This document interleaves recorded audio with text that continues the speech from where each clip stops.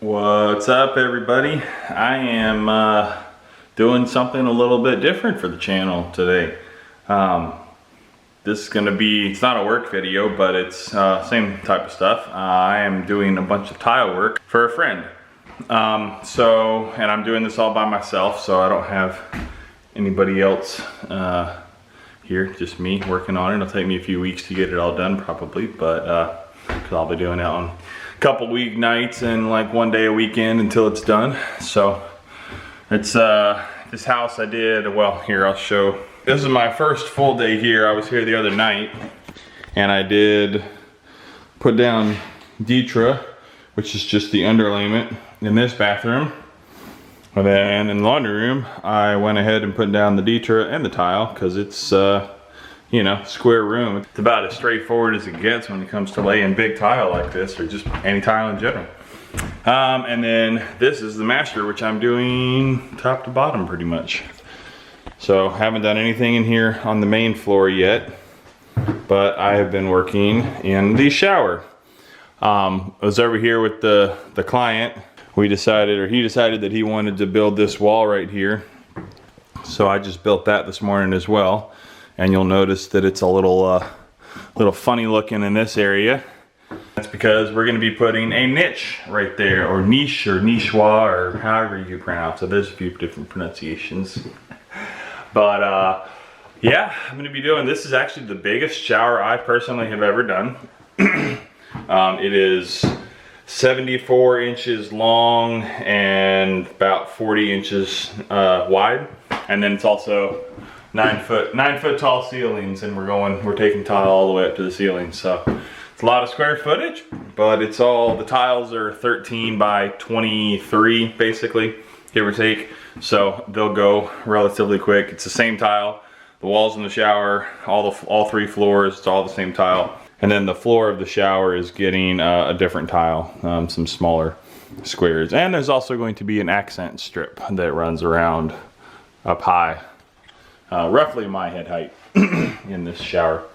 He's got it set up for dual shower heads, normal shower head on that wall, and then a rainfall head on the big wall. So it's gonna be a pretty sweet shower once it's all done. But I figured this would be a fun little project to do a video on. I haven't shown any tile work on the channel. Shown a few different work related things. The house that we remodeled several months ago, you can go back and watch those videos if you're interested to see some other stuff that we do, or I do at work. Just figured I'd film this and make a video out of it too.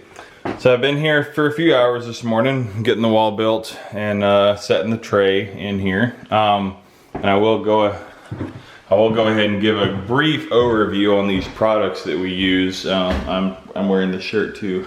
100% orange, baby. So for quite a while now, probably in the 5 to 6 year range, my company, the company that I work for with my dad and brother and some other friends, we only use tile prep products made by Schluter Systems. They are a German company that has moved to the US a while back. Have a couple different manufacturing plants across the country.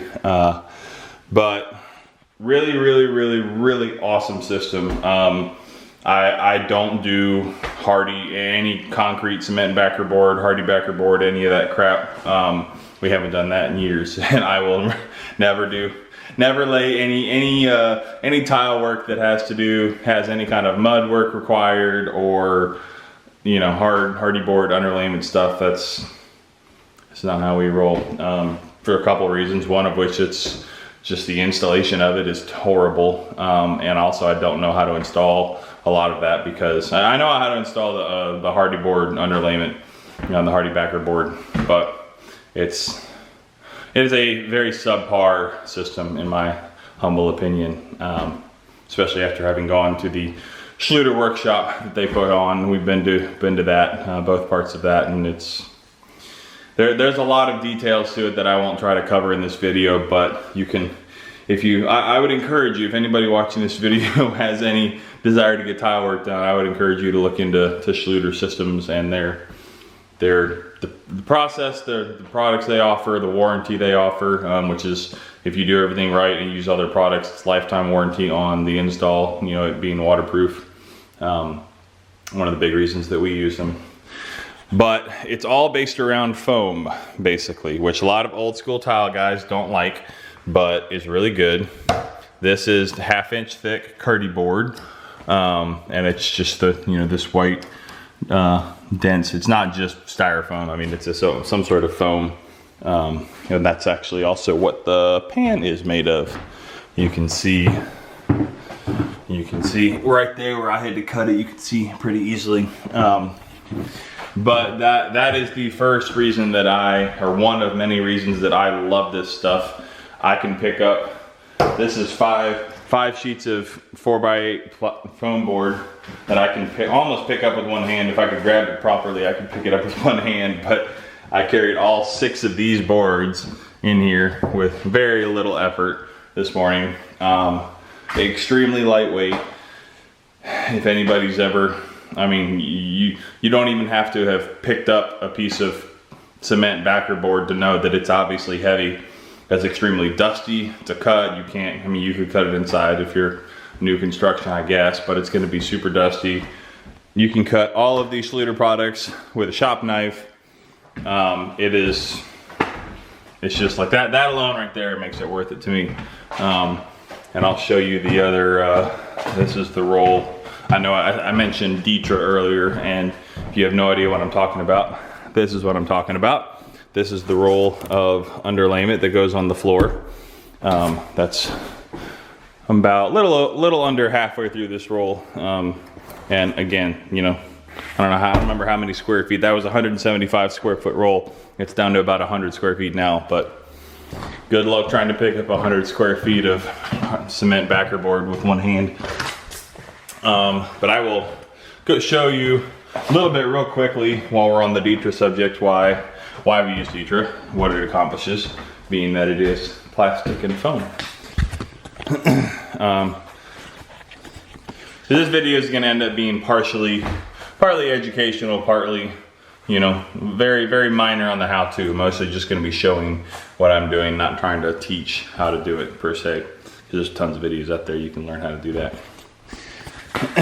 But, so this Ditra will be going down on this floor. And this is actually Ditra XL. It's a little bit thicker. Actually, I'm gonna come back out of here. It's too noisy. This is actually Ditra XL. It is a little bit thicker than the standard Ditra, which we use most of the time. And if you notice, hopefully you can see, if it'll focus. There we go. So see how that's not, from the top it kind of just looks like a square, but if you look closely, you can see that it flares. I don't know, maybe you can't see, it's hard to focus. Basically, they flare out, the outside walls of each square, they flare out and then back in. So once each of these squares is filled with mortar, it can't just lift back out. So you're creating a mechanical bond aside from the mortar, just the mortar sticking to this surface when you're laying your tile. You're creating a way that the tile can't just pop out of this because it locks inside of all these. Now it's also got a fleece sheet, a sheet of fleece on the bottom of it. And that is because you might think like, well, you know, wouldn't you want mortar to get up all in between all those joints to lock this to the floor? But the answer to that is no, because that's not what this is doing. The purpose of an underlayment and what this is, which is called an uncoupling membrane, is so that, and if I say the word substrate, which I probably will, what substrate means is whatever you are working on. So in this case, the substrate is the subfloor for Ditra. For the walls, the substrate will be the Kerdi board. It's whatever you are applying your finished surface to. So, the purpose of an uncoupling membrane is to create a point of movement so that, and I'm gonna try to, you know what?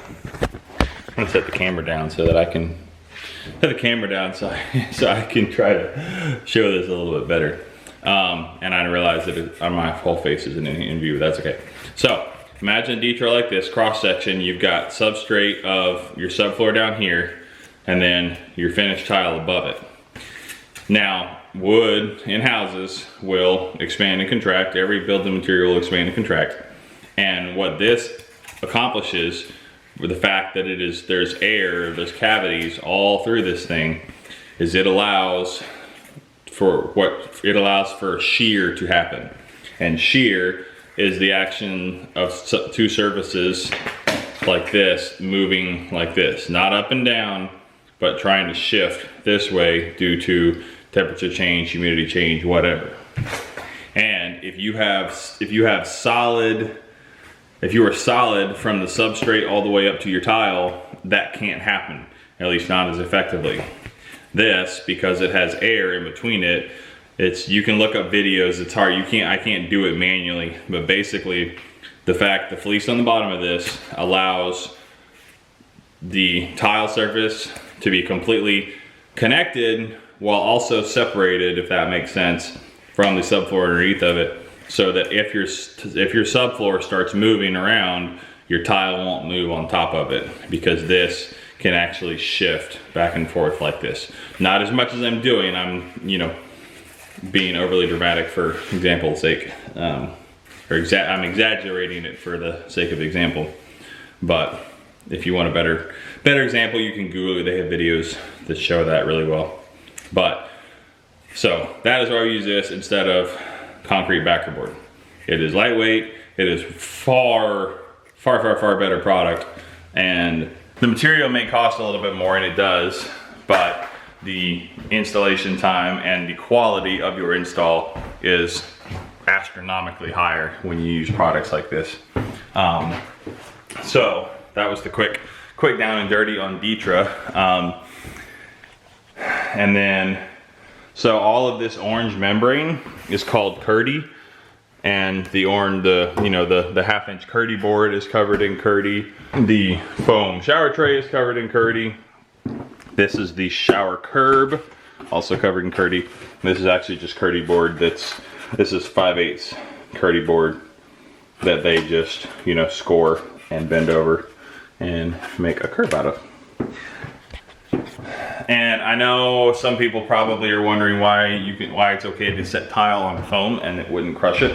I'm not going to be able to give you the scientific answer to that, other than just the foam is dense enough that as long as you don't put tiles on, tiles that are too small on it, the point load that a tile can create by you stepping on that tile and your weight being distributed on it doesn't mess up the integrity of the foam, basically. That's the simple answer to it, essentially. A lot of old school mud guys who used to lay, shower floors with, a mud mix, a, Portland cement mix, kind of scoff at the foam pans until they understand and know what's happening and why it works, which is okay. That's what education's for. That's why Schluter offers workshops for free, to educate people on why their products are awesome. And then there's obviously waterproofing that needs to happen, which, for the record, if anybody thought otherwise, tile and grout are not waterproof at all. Water will permeate through, especially grout joints, but water can permeate through tile. And even if it's not liquid water, you can have vapor, moisture moving through walls if you are not fully waterproofed. And that causes all kinds of issues down the road if you do not have a fully waterproofed shower. And I have seen that in many occasions where that has been the case. We've torn out old showers that were never waterproofed, and sometimes they last longer than you think they should. But our system is such that once this entire shower is wrapped in all that orange material and properly waterproofed, you could shower in it for the entire lifetime of that shower and you would never get water anywhere. Tile protects the substrate, which in this case is the Kerdi, the shower tray, the walls. But the tile is not waterproof. The tile is essentially paint. It's just like paint on the walls. Your paint doesn't do anything to your walls other than make it look pretty. Tile is essentially doing the same thing. Now, obviously, this is foam. You could damage it. If you kneel in it, you're putting too much of a point load on it, and you will, put a hole, not a hole, but like a dent, a divot in it. So you have to treat it carefully, but that's pretty easily solved by just throwing down a piece of plywood on top of it or whatever to work on. And that's what I'll be doing very shortly while I work on these walls. But yeah, I'm just gonna, that was probably, 10 minutes worth of me explaining what Schluter is and why we use it. So I'm not quite so down and dirty and brief. This may turn into 2 videos, I don't know. We'll see how it goes. Cause there's a lot to do in there. Wash top, come on, there we go. But I am gonna set up the GoPro and start rolling. I'm gonna be putting up curdy board in the walls in here, and I won't be setting any tile today, but I will be, well, maybe not. Probably. My goal is to get the shower waterproofed, probably. You can, back up a second. Another benefit with all Schluter products is that you can start laying tile over top of any of it immediately. You don't have to let the mortar dry. For concrete backer board that you install on the floor, you put mortar underneath of it and then you screw it down, and you have to let the mortar cure before you can work on it. So that means if you get your hardy board set by 9 o'clock in the morning, you have to wait till the next day to come back, start laying tile on it. And that's why the other night when I was here for 5 hours, I was able to drop Ditra in both of those bathrooms and then immediately lay that tile floor on top of it, because that's how the system works. It's really awesome. So enough of me yakking. I'm going to set the GoPro up and start throwing some curdy board up on the walls.